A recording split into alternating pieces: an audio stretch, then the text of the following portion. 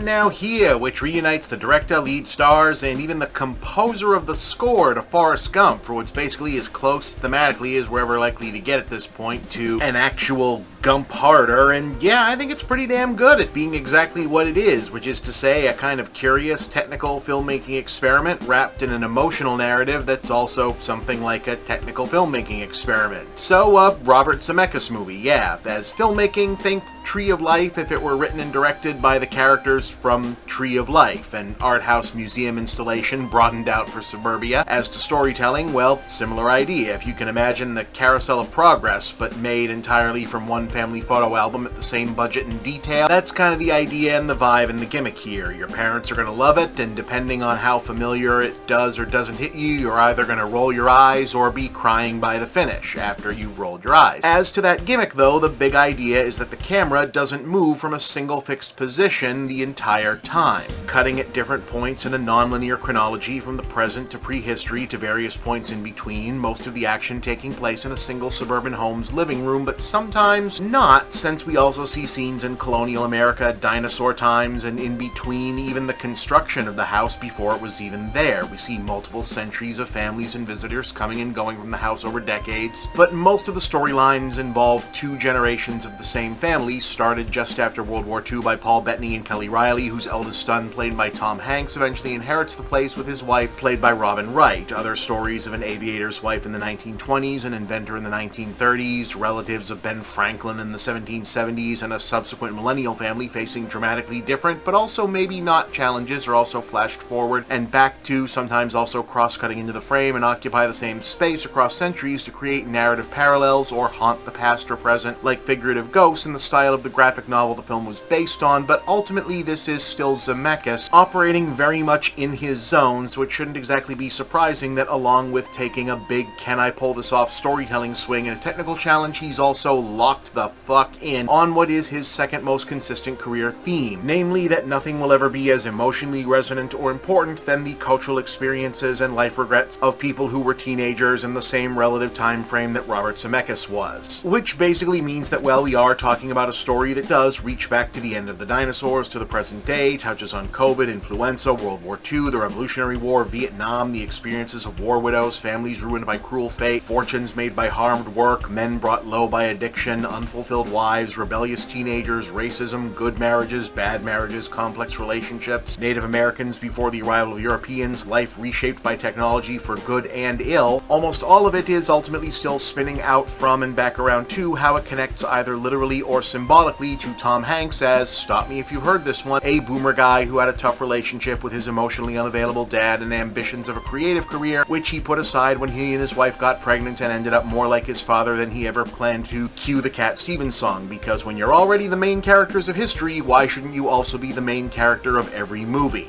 But you know, the thing is, I can already see how plenty of audiences might very well bounce off how, oh, this story again, that aspect of it is, and it is that story again, but in the wider context, I feel like this time, it actually really works here. There's an arch, earnest, deliberate artifice to the whole production that's also very sincere. Nobody is being directed or written to act like a nuanced, complicated person. These are dollhouse figures in a dollhouse diorama movie, and given the direct fixed camera shoebox framing, that ends up feeling very deliberate and the correct decision. You can't cut to a close-up or use another angle to emphasize emotion or set tone some other way. You're constantly cutting to different periods and moments, only seeing pieces of the story, so you have to be able to immediately tell people apart by obvious costumes and hair choices, big specific line readings, and instantly familiar iconography that has to scream, oh, a white tank top and a whiskey bottle, that means alcoholic, I know what I need to know about this character. This is the 30s house because of the 30s stuff.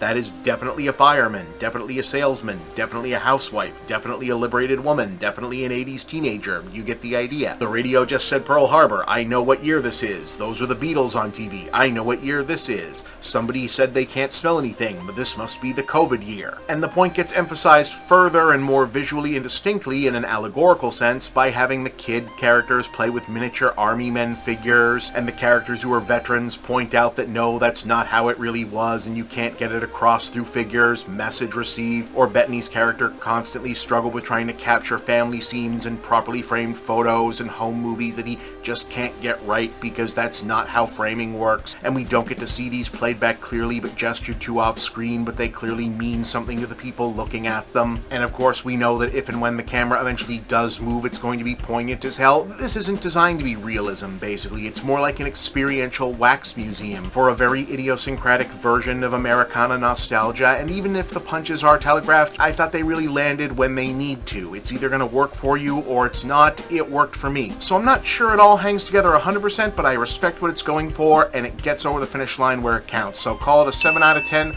I respect it. The ultimate message here really does seem to end up being that feeling and memory triumph all, and if that's your message, then it definitely carries through.